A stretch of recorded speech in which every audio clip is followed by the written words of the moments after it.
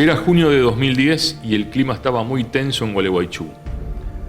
Después que los asambleístas anticiparan su intención de denunciar al gobierno nacional como partícipe necesario de los delitos de los que los acusó Aníbal Fernández, la Casa Rosada dio luz verde a la presentación judicial contra quienes bloqueaban la ruta hacia Fraiventos, a la altura del histórico Arroyo Verde, símbolo de la protesta contra la empresa UPM Botnia instalada en la localidad uruguaya.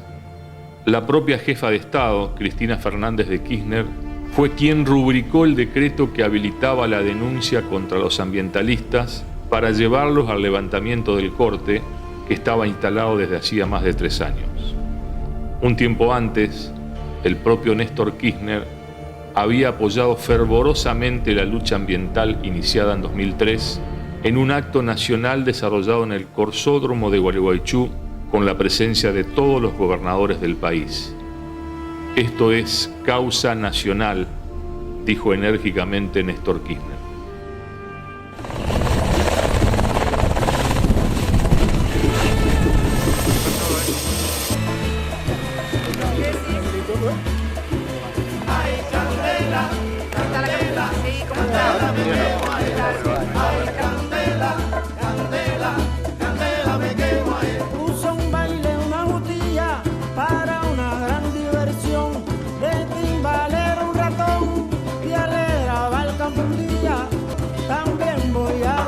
A Gualeguaychú, más allá de cualquier especulación, más allá de cualquier actitud descalificatoria o agravio que le quiere restar la calidad soberana y nacional que tiene esta soberanía, a comprometernos con el desarrollo sostenible para consolidar una política de crecimiento con equidad que incorpore con fuerza la dimensión ambiental a las acciones de todos los niveles de gobierno.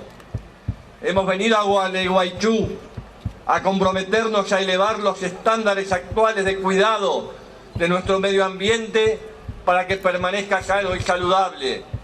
Hemos venido también a respaldar el camino seguido, respetuoso del derecho interno e internacional, en el diferendo ambiental que tenemos con el gobierno de la hermana República Oriental del Uruguay, en razones de la violación de las obligaciones que surgen del Estatuto del Río Uruguay.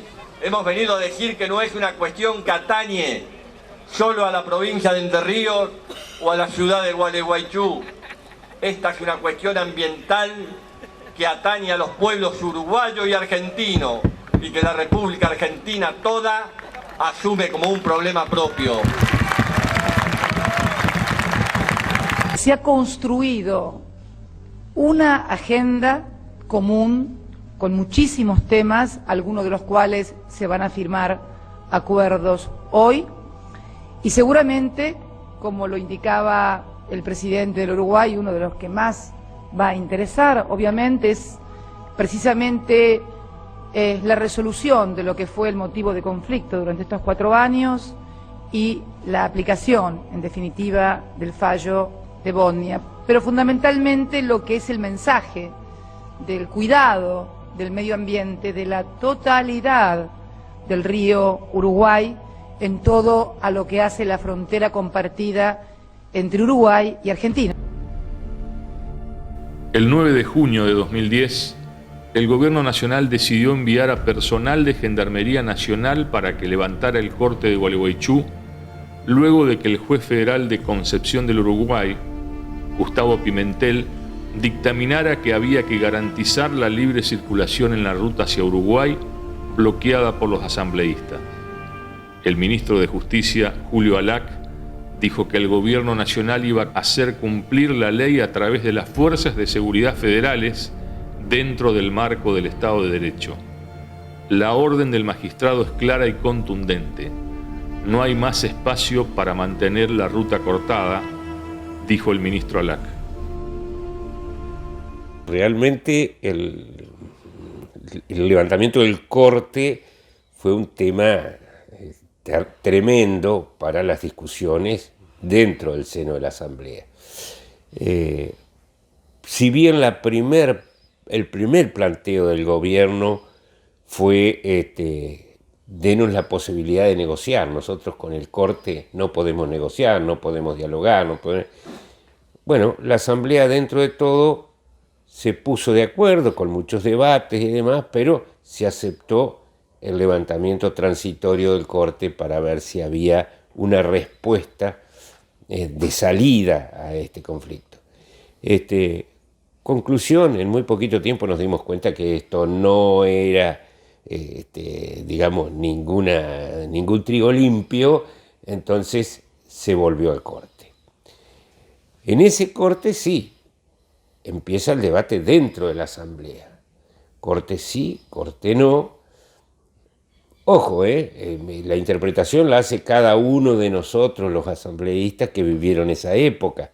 Hay gente que tiene visiones totalmente disímiles a la de uno, por ejemplo.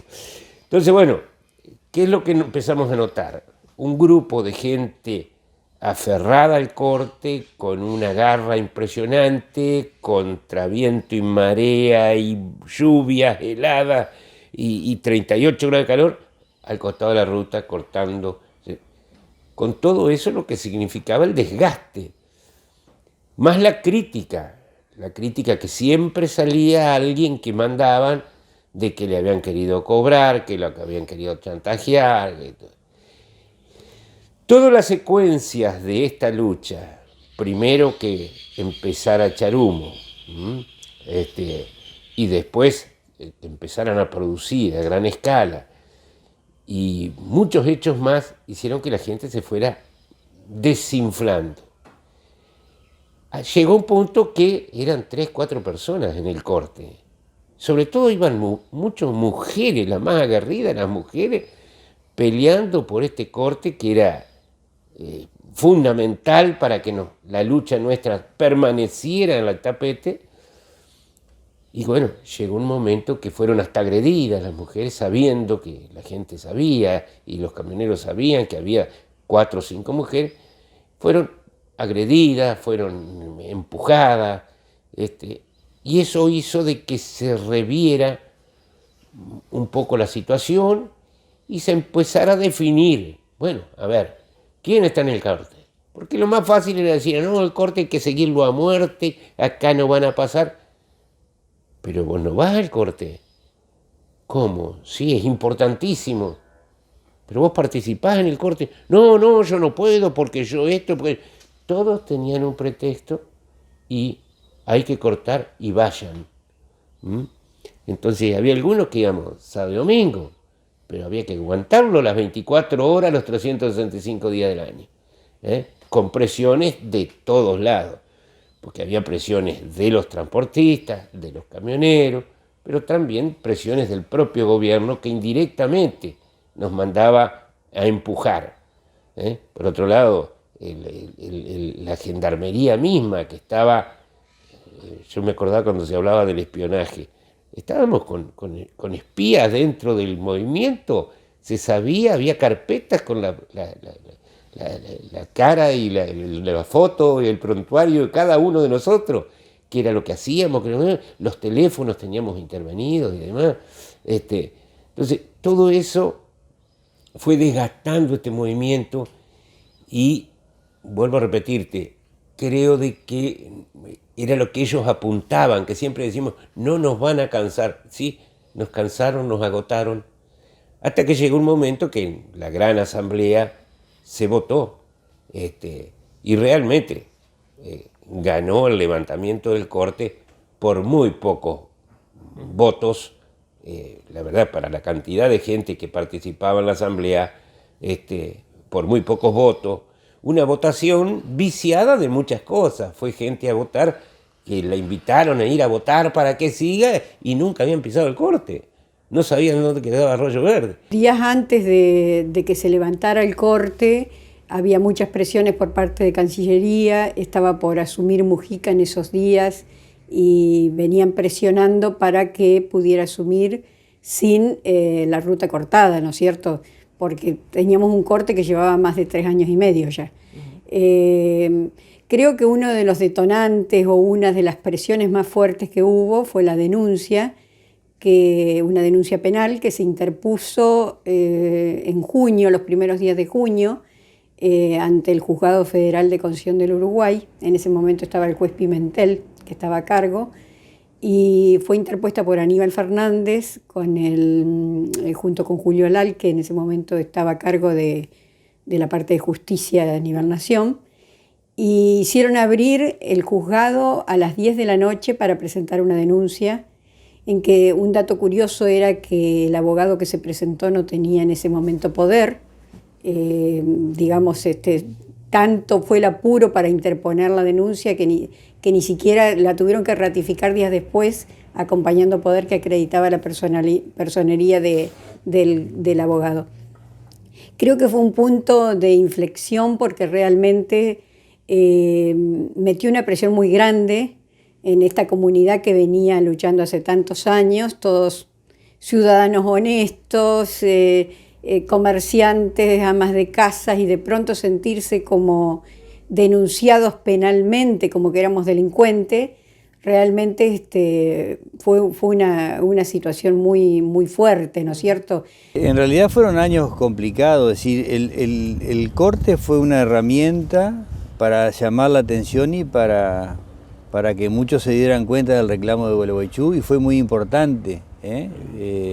Yo creo que eso fue un gran llamado de la atención, donde todos los políticos y la política en ese momento, inclusive hasta apoyó el corte, porque por ahí les servía para otros intereses. Yo creo que en el tema ambiental la política o los políticos no les interesa y nunca les interesó. Simplemente veían posibilidades de movimiento y organizaciones sociales que reclamaban algo y se sumaban a eso. Si convenía en ese momento apoyaban, y después cuando se volvía antipopular le sacaban el apoyo. O sea, no hubo nunca una intención real de eso. Y el corte, así como fue una gran herramienta para toda esta lucha que fue contra Botnia, llegó un momento que a mi criterio y al criterio de muchos se nos volvió en contra, porque terminamos discutiendo sobre el corte y no sobre la contaminación y no sobre Botnia. Eso nos distraía y sumábamos enemigos en vez de conseguir apoyo. Yo creo que cuando uno se plantea ciertas luchas tiene que tener estrategias, y las estrategias en su momento fue el corte, y fue una gran estrategia, pero que tenía que durar lo suficiente, porque si no después nos enamoramos de esa situación y quedamos ahí muy atracados. Y la misma política que en su momento nos apoyó, en otro momento se nos volvió en contra porque ahora no les convenía. Más allá de preocuparse por solucionar realmente el problema, porque era un problema de resolución política, era cuestión de sentarse a conversar, de exigir cosas, de apretar, y bueno, por eso, así como yo estaba convencido de eso, había mucha gente en la asamblea que también. Y eso fue lo que se votó cuando se levantó el corte, o sea, porque yo creo que más allá de las presiones políticas y los que jugaban para un lado y para el otro, era lo que... si no, ¿dónde íbamos a terminar? En su resolución, el entonces juez Pimentel recordó que ya existían 3 órdenes judiciales anteriores para liberar el Puente Internacional General San Martín, interrumpido en forma permanente desde 2006, y que no se habían cumplido porque el gobierno entendió que no era la oportunidad política para hacerlo. Afirmó también que, dadas las características de Botnia y lo que se resolvió en el fallo de la Corte Internacional de Justicia de La Haya, el gobierno estaba impedido de dar una respuesta inmediata a las peticiones de los asambleístas, por lo que supeditar el levantamiento del corte al desmantelamiento de la planta era considerado desproporcionado e irrazonable. Sí, efectivamente, la vía judicial fue una de las estrategias, en este caso dirigida a generar temor. Hubo inicialmente una denuncia en la que estuvimos comprendidos 10 miembros de la Asamblea, y digo estuvimos porque yo fui uno de ellos, evidentemente seleccionado al efecto, de modo tal que en ese sentido tuve que actuar como defensor del resto de los integrantes de la Asamblea que sufrieron este tipo de persecución judicial, y también defenderme a mí mismo.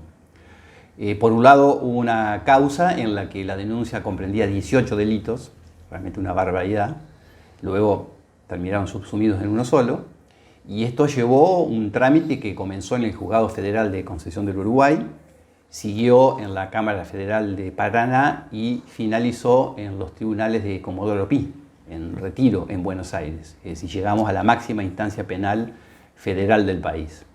Además, hubo otro tipo de actuaciones judiciales, con lo que hubo un total de 60 asambleístas sometidos a persecución penal. Todos resultaron libres de culpa y cargo. En ese sentido uno puede decir que la gestión de los abogados de la Asamblea fue eficiente, pero bueno, generó mucha zozobra, temor, angustia y realmente una vía de apriete, si cabe el término técnico, pero que en definitiva fue uno de los elementos que contribuyó a tomar una decisión que podía haberse generado de otra manera, más allá de que finalmente hubo una asamblea en la que democráticamente se resolvió levantar el corte, más allá de la opinión particular que yo tenía por entonces en cuanto a que era una medida que debía dar lugar a ser flexibilizada y reconsiderar la estrategia de acción de la asamblea, pero de ninguna manera era aceptable que se utilizara la vía judicial, más aún cuando luego se demostró en el transcurso de la investigación penal que hubo una instigación de parte del propio gobierno hacia este tipo de medida, que obviamente hubo un error de parte de los asambleístas que no tenían conocimientos jurídicos, pero que fueron alentados por altas autoridades nacionales, provinciales y locales para continuar con esta medida.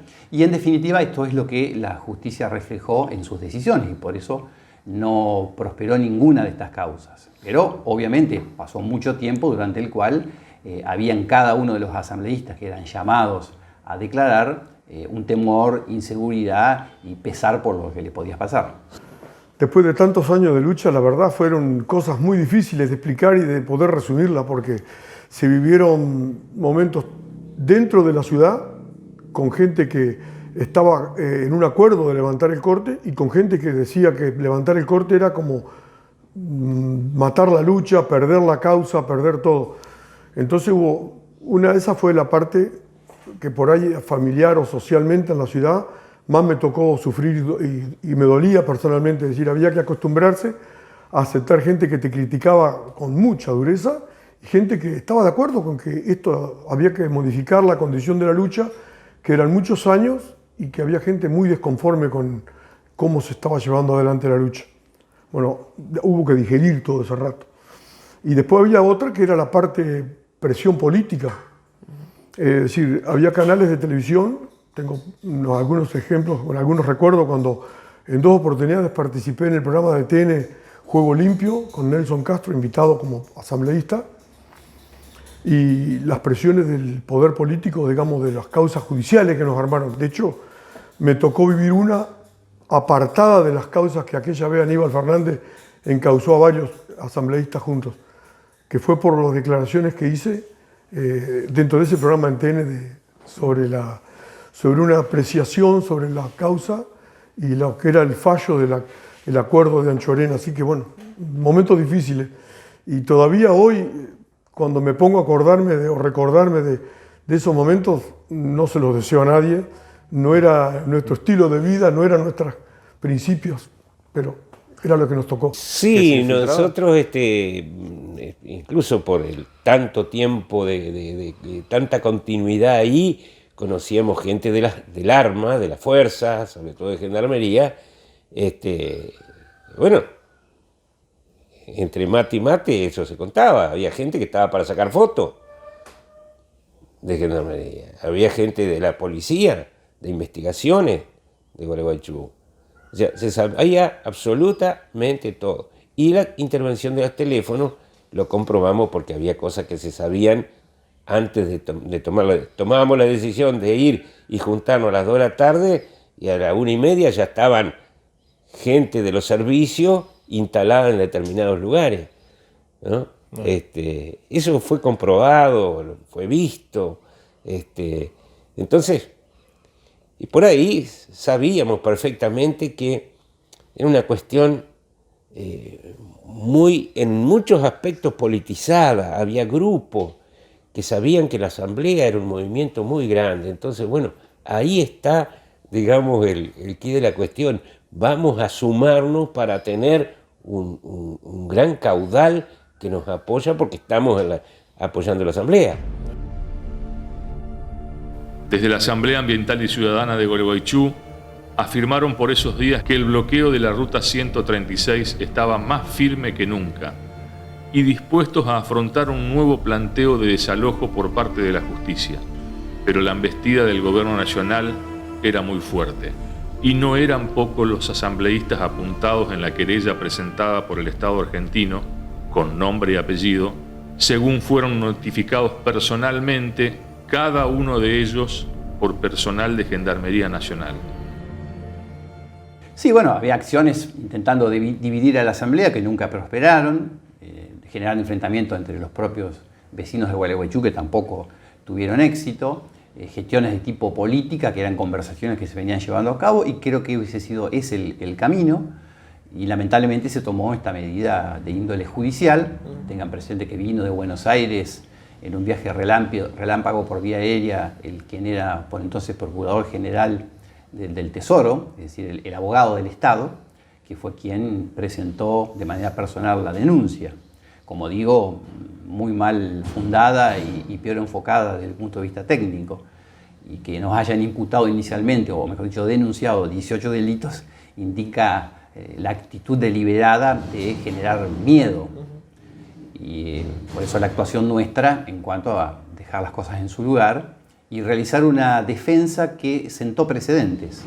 Lo que logramos en el debate judicial, defendiendo a los asambleístas de Gualeguaychú, luego sirvió en la defensa de otros asambleístas, por ejemplo de Concordia y de Concesión del Uruguay, cuando protestando contra el desarrollo del fracking en el Uruguay, en la zona de Salto frente a Concordia, se realizó precisamente una acción sobre la ruta que lleva a la represa de Salto Grande.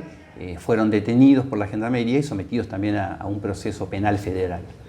Y para mi sorpresa, agradable en este caso, el propio fiscal de la Cámara Federal de Paraná tomó el planteo que nosotros hicimos cuando defendimos a los asambleístas de Gualeguaychú para sostener el mismo criterio y en definitiva estos asambleístas de Concordia y Concesión del Uruguay tuvieron la misma suerte que los de Gualeguaychú, es decir, no prosperó la acusación penal, con lo que da una pauta que la justicia receptó adecuadamente el planteo de los vecinos, obviamente su buena fe, por supuesto su desconocimiento de cuestiones de derecho y que por otra parte en el caso concreto del corte en la Ruta Internacional 136 había existido de parte de los funcionarios no solo consentir y permitir, sino alentar e incentivar ese tipo de medidas. Con Nelson Castro tuve dos oportunidades. En una fue cuando nos puso en una discusión con los que querían levantar el corte, con dos de las personas que eran la cara visible. No fue más eso que eso. Y el segundo programa, Nelson Castro pidió un juicio oral como cierre del programa sobre cómo interpretábamos nosotros lo que fue el Tratado de Anchorena, donde el presidente uruguayo, el Pepe Mujica, y Cristina Kirchner habían acordado cómo iban a llevar adelante el monitoreo ordenado por el fallo de La Haya. Lamentablemente en ese juicio que yo hice verbalmente en ese momento, oportunamente, no le erramos mucho. Habían pactado no medir nada, habían pactado matar todo, dejar todo como estaba, inventando resultados. Es decir, habían aceptado inclusive que el monitoreo se hacía cuando Bodnia te invitaba, el día, a la hora y en el lugar que iban a ir a mirar cuando Bodnia te invitaba. Eso fue lo que aceptaron y es los resultados de hoy. Es decir, si vos preguntás qué es lo que miden hoy, nada más ni nada menos que lo que a Bodnia le convenga medir.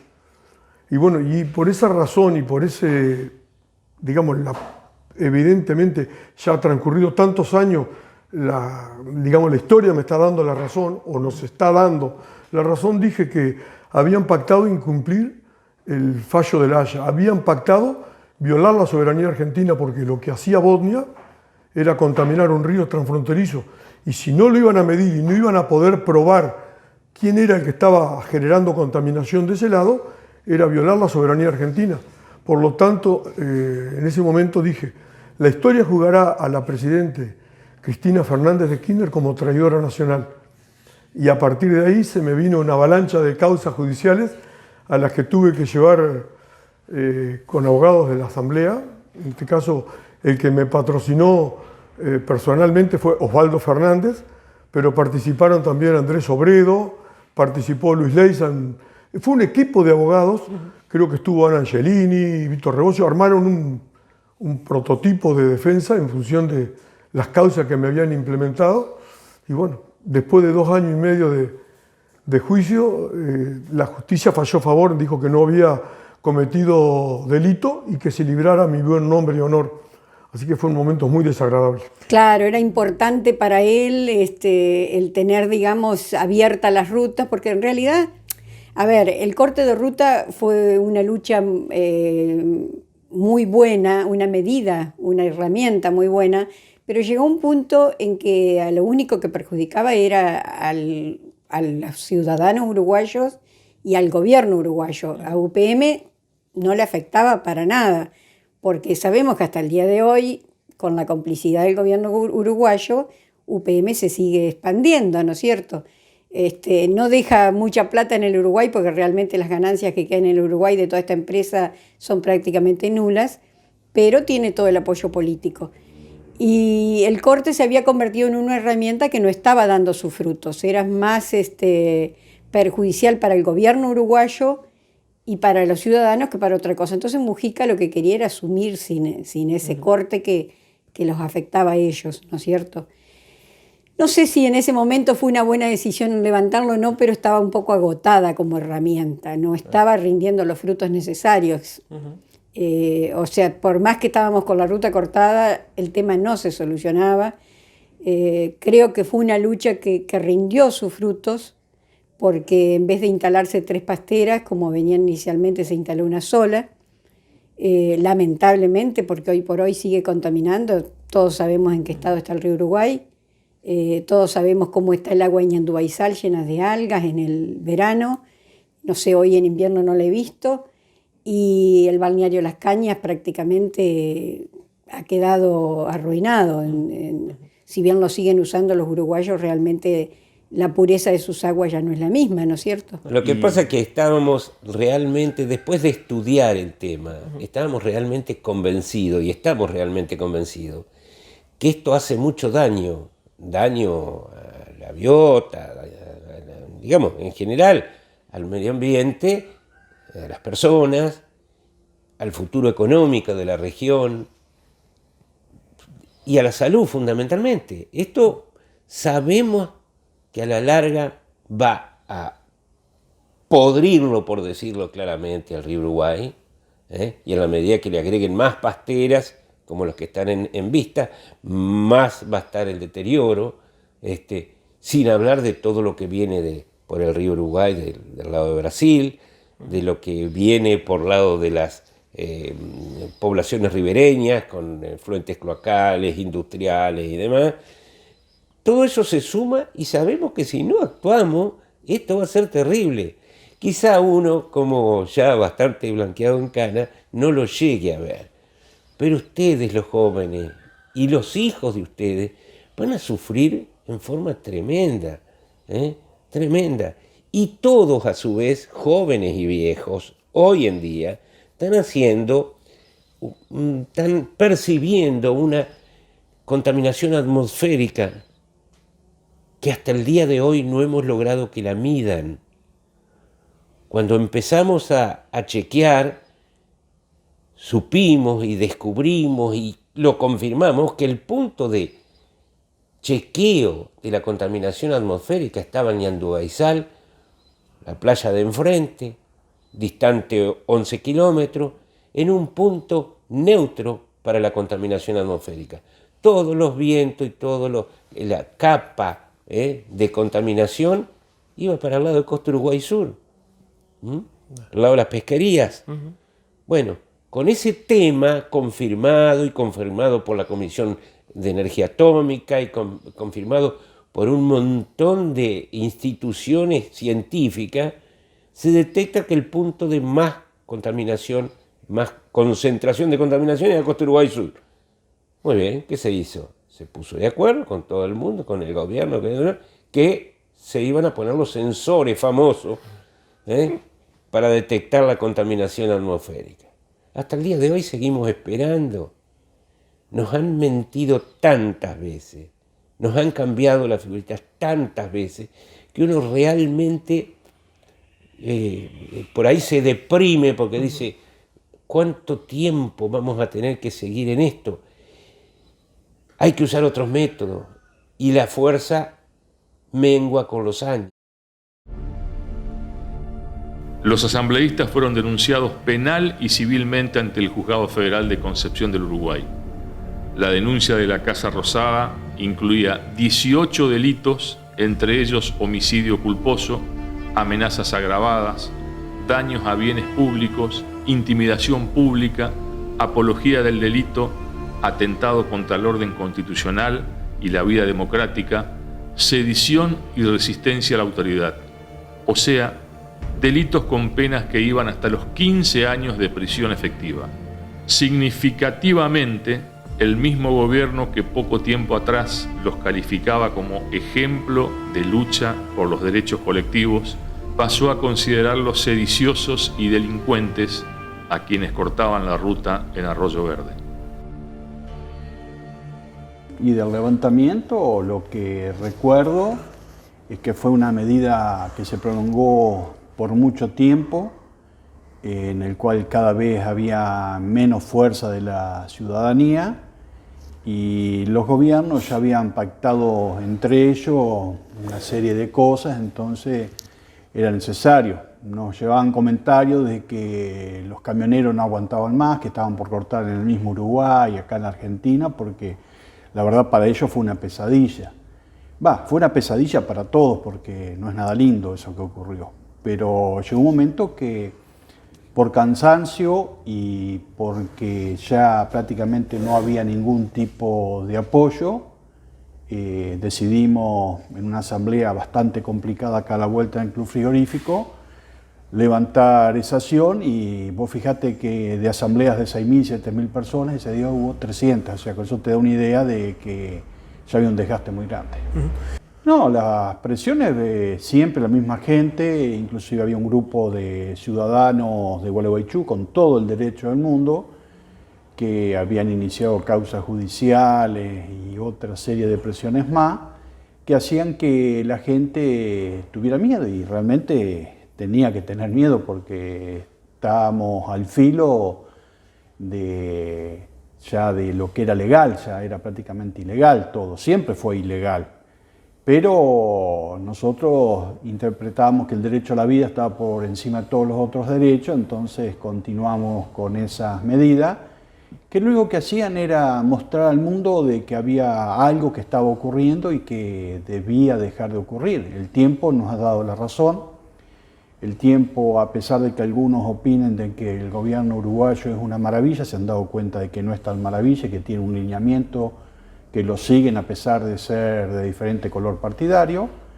Y bueno, ahora está demostrado con esto de UPM2, de que van a partir el Uruguay al medio, las consecuencias que va a traer van a ser catastróficas, pero no obstante se continúa adelante, ellos continúan adelante. Y lo mismo nos ocurrió a nivel nacional. No nos olvidemos la ley de la madera, que Bordella defendía a muerte y con el codo la borró y hoy, bueno, las exportaciones subieron un 5% respecto al otro periodo en los puertos entrerrianos porque sobre todo se está exportando madera sin procesar, sin valor agregado, a la cual China le da valor agregado y nos vende después a nosotros ciertos elementos como casas y demás que algunos compran para que ganen ellos, den trabajo ellos y acá no ocurra lo mismo.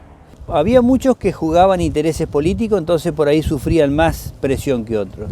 Los que estábamos por el medio ambiente y los que estábamos convencidos de lo que estábamos haciendo, a veces las presiones no le dábamos bolilla. Yo personalmente sufrí una presión muy grande, que la veo en la distancia y la verdad que era una locura, era el tema del río. Es decir, yo tuve 5 hechos concretos donde la prefectura, por ejemplo, uruguaya, me perseguía con las lanchas, unas cañoneras viejas de la Segunda Guerra Mundial que tenían para cuidar el Bonia por el solo hecho de estar en algunos momentos manifestándome y en otras veces estando pescando o haciendo excursiones con gente. Y a veces uno reclamaba de nuestras autoridades un poco de respaldo y todos miraban para otro lado. O sea, estábamos realmente en algunas situaciones totalmente solos. Inclusive llegamos a enfrentarnos en aquel momento, yo personalmente, con nuestra prefectura, con el que estaba en su momento de jefe, porque en vez de por ahí tirarnos una piola en algunas cosas, nos seguían a nosotros. O sea, todo el sistema de vigilancia que se instaló en el río Uruguay, que hasta el día de hoy están instaladas, fueron para vigilarnos a los asambleístas, no para vigilar el movimiento ilegal que hacía el puerto de Bodnia. Nosotros fuimos denunciantes de barcos ilegales que no estaban registrados dentro del sistema del Sicosenaru, que es un sistema de control de navegación del río Uruguay que hacen las ambas prefecturas a través del Tratado Río Uruguay. Y resulta que nosotros sacamos fotos y había barcos que no eran fantasmas y que paraban en Bodnia. O sea, a nosotros sí nos vigilaban, pero ese movimiento no se vigilaba. Entonces, realmente eso era lo que por ahí más nos dolía, ¿no? Fueron mermando, pues, está bien, nosotros hicimos muchos hechos en el río, ¿no? Pero eran todos inofensivos, eran solamente de protesta, ¿no? Nunca hicimos, era más que pasearnos con una bandera frente a Bodnia, navegando en un río que es de libre navegación, donde el Uruguay había puesto unilateralmente puesto una zona de exclusión de navegación, cosas que eran violaciones al Tratado de Uruguay. O sea, en ese aspecto nosotros estuvimos solos peleando. Y bueno, son las cosas que quedaron en el tiempo, ¿no? Hubo dos hechos concretos.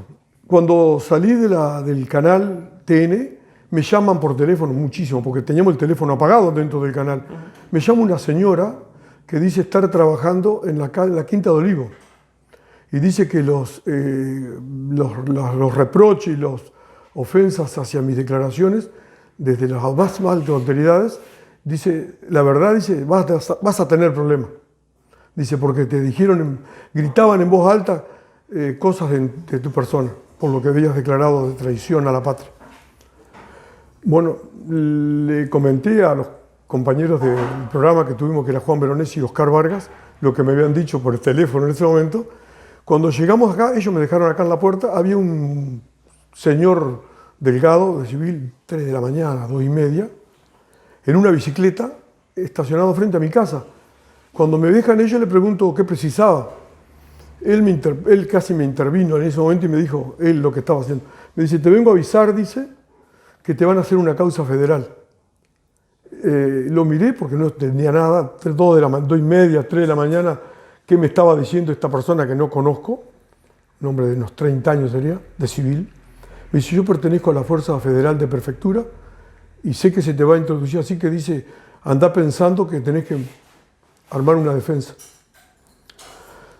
Bueno, fue una cosa que no entendía nada, un don ahí parado en la vereda de 30 años que me diga eso a las 3 de la mañana era triste, pero me lo estaba diciendo. Así que el otro día, cuando me levanté temprano a las 6 para ir al trabajo, lo primero que hago es llamarlo a Osvaldo Fernández. Y le dije lo que me pasaba, lo que había sucedido, y me dijo, calculo que algo de eso te puede llegar a pasar. También lo llamé a Luis Leiza y le dije lo mismo. Y me dijo, sí, dice, seguramente algo vamos a tener que ir armando a medida que te va a llegar. Después los abogados me dijeron, te va a llegar la gendarmería, seguramente, te van a leer una citación, vas a tener que firmarla, y bueno, con eso vení. Días después, y luego de varias horas de debate, la Asamblea Ciudadana Ambiental de Gualeguaychú decidió levantar durante 60 días el corte de la Ruta Internacional 136. Más de 700 ciudadanos debatieron durante varias horas, casi hasta las 24. Hubo 87 votos de diferencia, por lo que se decidió flexibilizar el corte durante 60 días. La Asamblea buscó abrir canales de diálogo con los gobiernos de la Argentina y Uruguay para establecer un monitoreo ambiental binacional sobre la planta, y no decidieron abandonar la ruta, sino ubicarse a los costados de ella, en el refugio de Arroyo Verde, a la espera de respuestas que nunca llegaron. La Asamblea Ciudadana Ambiental de Gualeguaychú por resolución adoptada el 16 de junio de 2010 en la asamblea realizada en el Club Frigorífico Gualeguaychú, ha resuelto apartarse durante 60 días a un costado de la ruta internacional número 136 en el hito histórico y cultural de Arroyo Verde. Sí, había muchas presiones, pero había dentro del gobierno una parte que estaba a favor nuestro, algunos por revanchismo, porque consideraban que Uruguay había violado muchos derechos de mucho tiempo antes, ya de la época de Perón, cuando se le regaló el ganado para mitigar el hambre y ellos salieron a venderlo a un menor precio que nosotros, con la venta de arena. O sea, hay una historia muy grande con Uruguay, que un grupo por eso estaba a favor nuestro, pero no por lo ambiental, sino por una especie de revanchismo. Y después había gente que se acercaba, como el rabino Berman, defensor de lo ambiental, y bueno, la historia ya está dando muestra clara de que no tenía ninguna intención de cuidar lo ambiental, sino al contrario, cuidar el bolsillo. No es lo mismo Martín Alazar de 69 años que de 59, o de 55. O sea, la fuerza misma, las complicaciones que uno tiene a nivel laboral, a nivel familiar, etcétera, etcétera, van cambiando las situaciones de cada uno y nos van ganando. A tal punto que están con UPM2, acá en Durazno, instalando otra pastera más grande de la anterior, va a ir al Río Negro, y el Río Negro desemboca a 30 kilómetros del río, en el río Uruguay, a 30 kilómetros de Bodnia. Entonces, tendríamos que estar, pero con cañones y misiles hoy en día. Y sin embargo, de a poquito ellos encontraron la forma de ir socavando la lucha ambiental, y de ir ganando posturas, como hacían en Fray Bentos. O sea, el club de fútbol tenía las camisetas de Bodnia, las escuelitas de Bodnia, la ambulancia del hospital, el coche de los bomberos. ¿Cuántas cosas hizo Bodnia para ganar la conciencia de los fraiventinos? Que sin saber, sin estudiar, sin darle elemento, los convencieron de que era más fácil y mejor morir de contaminación que cagarse de hambre, hablando en criollo, ¿no? Entonces, todo eso fue enrareciendo de tal forma el ambiente que nos agotamos. Realmente, mucha gente no quiere saber nada. Y sabía perfectamente que lo que yo había dicho, ya habían, seguramente ya desde la residencia de Olivos ya habían bajado señal y el dedo ya estaba apuntándome, dice, acá está, bueno, ahí voy. Y 15, 20 días después, como 10 de la mañana, llegó Gendarmería a casa, una camioneta con varios gendarmes, lo atendió mi señora y le dije que le dijera que estaba trabajando en la fábrica, que fueran allá si tenían que hablar conmigo, o si no que me esperaran a las 6 de la tarde que yo llegaba del trabajo. Bueno, me dijeron que a las 6 estaban acá, una camioneta con 2 funcionarios de Gendarmería, los hice pasar, acá en este mismo ambiente donde estoy ahora, me leyeron una nota muy extensa, ni idea de recordarla, donde me imputaban de un montón de causas. Creo que estaba falta de respeto a la investidura presidencial, desobediencia a los funcionarios electos democráticamente en la nación. Teníamos, no sé, un montón de causas, desconocimiento, y la última de todas, la más chiquita, era corte de ruta. Así que la verdad era como, no entendía nada, creo que eran como 70 años de causa lo que tenía si me sumaban todas.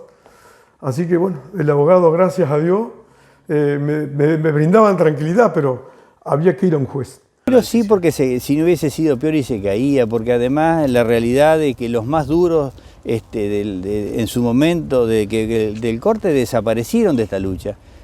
La mayoría de los que estábamos en la asamblea seguimos en la actualidad peleando por los temas ambientales. Estamos en otras organizaciones, la asamblea sigue funcionando, pero se creó el foro ambiental. El foro ambiental, la mayoría somos asambleístas que estamos trabajando por problemas nuestros, porque también el hecho de aquella pelea hizo que tomáramos conciencia realmente del tema ambiental. Fuimos aprendiendo en ese caminar, en todo ese tiempo, y nos empezamos a ocupar de nuestras cosas, para ser un poco más coherente, no estar solamente reclamando a un monstruo que no lo podemos comparar con otros problemas ambientales, un monstruo como es Botnia, UPM hoy, pero bueno, nos empezamos a hacer cargo de nuestros temas.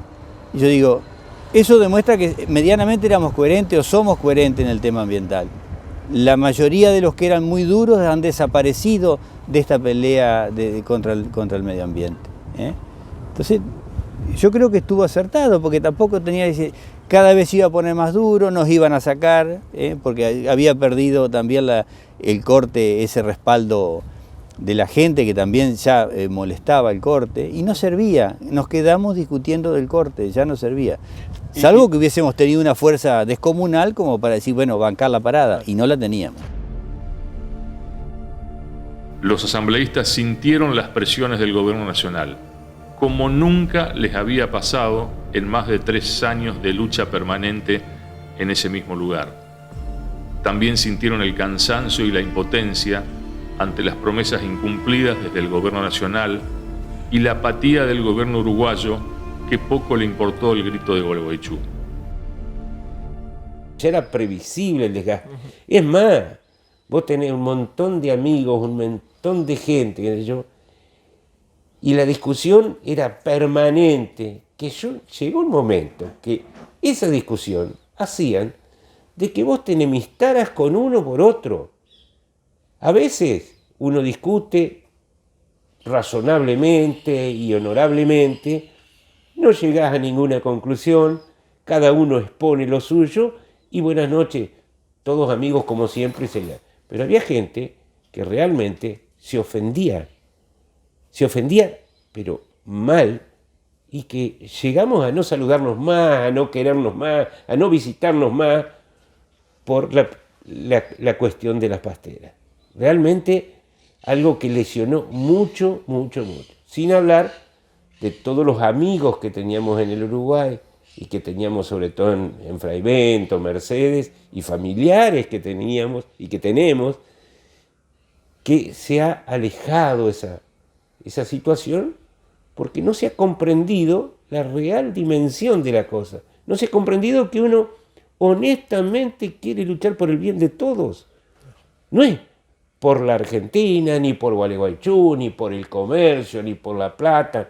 No, pero es un bien común, es por la salud de la población de ambas orillas. Yo creo que fue acertada.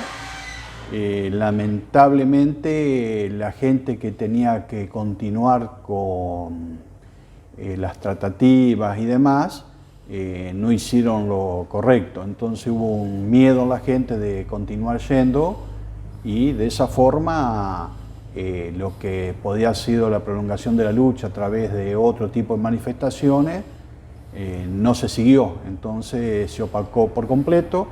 La asamblea, mientras que fue noticia, todos los medios lo levantaban. Vos recordarás que por ahí levantaban porque no dejábamos pasar a las hinchadas de fútbol, y por ahí un día, cuando veíamos que no teníamos ningún tipo de eco, las dejamos pasar y automáticamente todos los medios de Buenos Aires, a favor o en contra, estaban nuevamente levantando la noticia.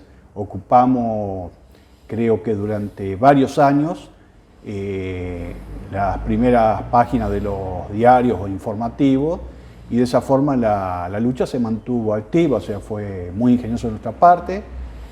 Vamos a reconocer, vos que estuviste haciendo notas y demás, de que se tuvo una logística para mantener un corte durante 4 años.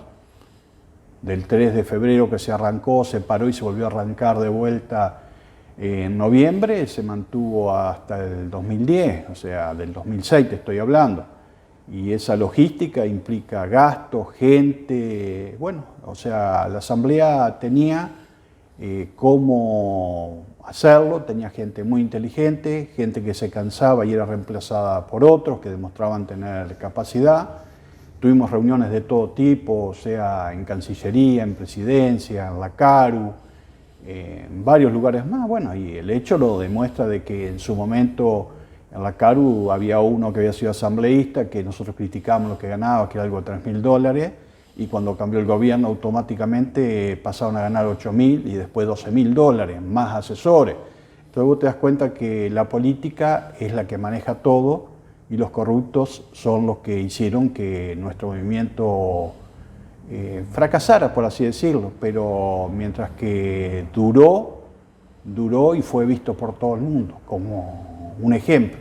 Así que el recuerdo que yo tengo, a pesar de que en este momento no estoy en la lucha ambiental, o sí estoy, porque estoy con Fundavida también trabajando, pero es más acotado, la gente nos da menos bolilla, a pesar de que están ocurriendo cosas muy graves, y el hecho ahora que se paralizó el planeta demostró de que realmente lo estamos castigando y mucho. O sea, en pocos días como se recuperaron muchas cosas, y ahora, bueno, con la reactivación va a volver todo lo mismo. Es una medida que debió ser adoptada por la comunidad de Gualeguaychú y las demás comunidades que acompañaban la lucha, que entiendo yo debió ser tomada antes. La continuidad en el tiempo terminó desgastando a la propia medida, y en eso hay que tener la inteligencia de medir los tiempos, los momentos. Creo que este tipo de luchas que llevan muchos años, está demostrado que toda lucha ambiental lleva su tiempo y tiene sus momentos, tiene sus cumbres en cuanto a la convocatoria y la intensidad, y tiene sus momentos de meseta y otros por el contrario que decae, pero no significa que la lucha se deje, ni mucho menos que se pierda. Pero lamentablemente no se dio una circunstancia de definición por la propia Asamblea de tomar esa medida en un tiempo más corto. Y como digo, la continuidad terminó desgastando. Pero más allá de eso, no era admisible que se utilizaran herramientas como las que se emplearon y que realmente atentan contra elementales derechos de las personas, sobre todo cuando estamos hablando de vecinos que obviamente ponían en esto su pasión, su voluntad y su ejercicio de los derechos ciudadanos más básicos, que es el de expresarse, de protestar, de reclamar, y más aún en defensa del ambiente, que está previsto en la propia Constitución de la Nación y también en la Constitución provincial. La instalación de la pastera Bodnia UPM hizo demasiado daño al medio ambiente de la costa del río Uruguay, pero también a las relaciones sociales, deportivas y laborales entre dos ciudades como Gualeguaychú y Fraiventos. Ambas comunidades nunca más fueron lo que eran hasta antes de la llegada de la empresa finlandesa a la ciudad uruguaya. Yo digo que fueron 5 años o 6 de cortes de ruta, no lo tengo ya hace tantos años. La idea de por qué cortábamos, la condición por qué cortábamos estaba clara, era concreta, la historia dijo que teníamos razón, pero ya el corte dentro de la ciudad ya no tenía el apoyo ciudadano que teníamos en los primeros años. Bodnia seguía avanzando al ritmo que habían planificado sus autoridades. Nosotros no pudimos parar nunca nada de Bodnia, simplemente decir lo que iba a pasar, y de hecho está pasando. Y me acuerdo que fue una discusión interna fue una idea amasada entre mucha gente. La idea de seguir, no seguir, fue una discusión que se daba interna, familiar, amigos, asamblea. Bueno, hubo periodistas que también en su momento opinaban sobre el tema, y se fueron dando distintos momentos, y en mí había madurado la idea que no iba más y que había que modificar la condición de lucha. Pero había que también convencer a un fuerte grupo de la Asamblea de que cuál era la idea, cómo seguir.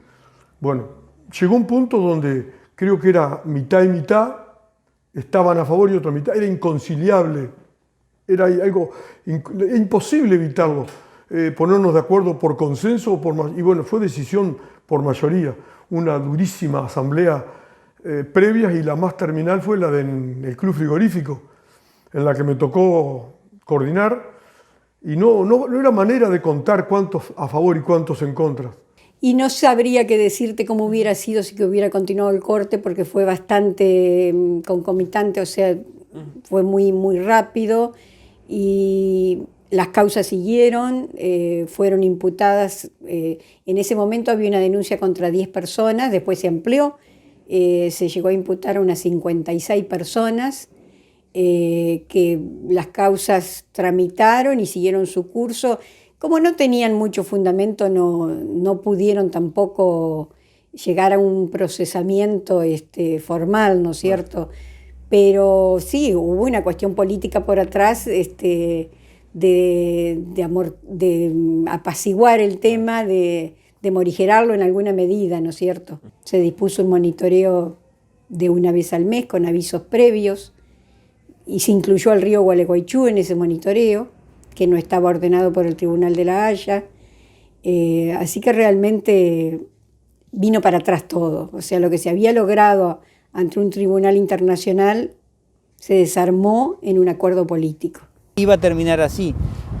Vuelvo a decir lo mismo. Fíjate vos todo esto porque el tema era el corte solamente y nos estábamos olvidando del otro. Fíjate que hoy la realidad marca que la cuarentena es para nosotros. Yo pregunto, en la actualidad, ¿UPM ha hecho cuarentena de algo? O sea, fíjate vos que estas grandes empresas hacen lo que quieren. Nosotros no podemos lograr dragar 1000 metros la entrada del río Gualeguaychú, que las embarcaciones no pueden entrar, y sin embargo nosotros, con nuestra plata, porque es el Estado argentino, ha pagado no sé cuántos kilómetros de dragado del río Uruguay para que ellos puedan operar tranquilamente. Fíjate, pequeños detalles de la actualidad. O sea, Bodnia, UPM, en ningún momento ha hecho cuarentena de nada, porque sigue funcionando todo igual, exactamente igual. Para ellos no existe esta situación.